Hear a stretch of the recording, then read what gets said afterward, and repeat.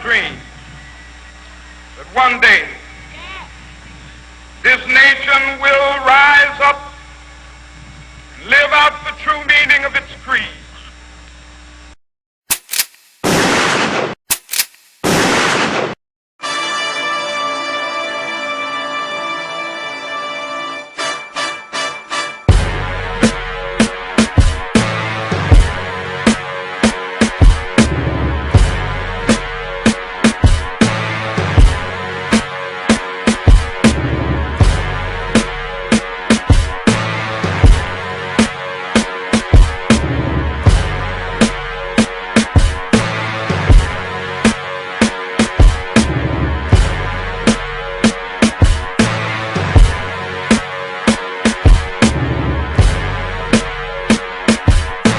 Talking about that March on Washington.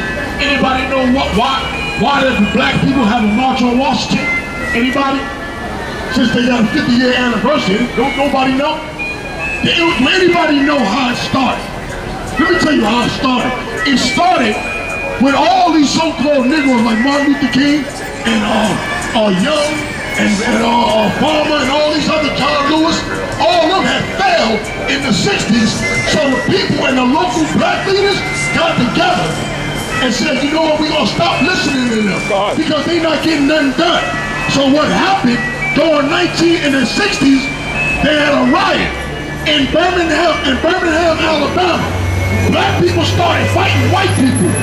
Kennedy got on TV and said, you know what, being that black people ain't going for it, and they started busting crackers up with some white people inside their head. Kennedy came on television and said, you know what, I'm gonna pass the civil rights bill.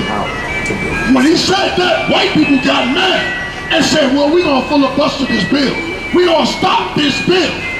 So when they found out that these white people had said that in the 60s, black people said, if they do, we coming to Washington, D.C., and we're gonna shut Washington, D.C. down. So as they came and got together to do it, Kennedy said, let me call all the other national so-called Negro leaders to try to stop the people. Because I don't want them to shut Washington, D.C. down. So he called Martin Luther King. He called another cat named something Young, Whitney Young. Called all these other cats that were nothing more than money-grubbing sellout leaders. He sat them down and said, I'll give you 800 G's if you stop them from shutting down Washington, D.C. Blacks were so tired of it, they said, we're going to lay our bodies down on the airport.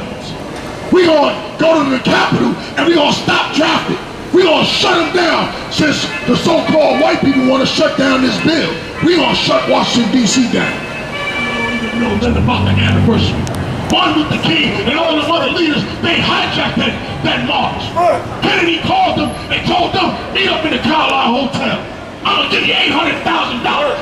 Then y'all split the money amongst yourselves. If you stop them from shutting down Washington, D.C. Black people said, we're gonna shut down Congress. We're gonna shut down the White House. We're gonna shut down the airport.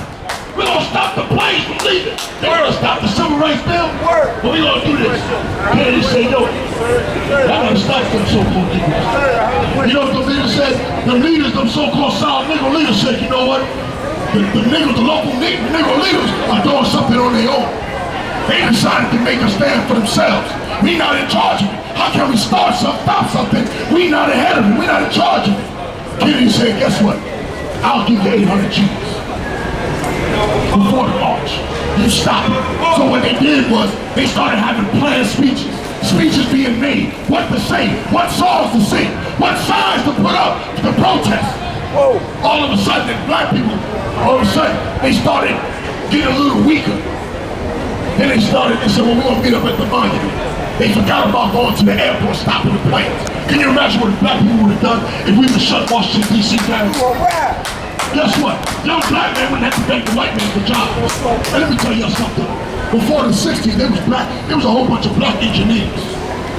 We had black colleges, black schools, being taught by black men, black women. We didn't need to integrate with the white man. And you don't need to integrate with him today.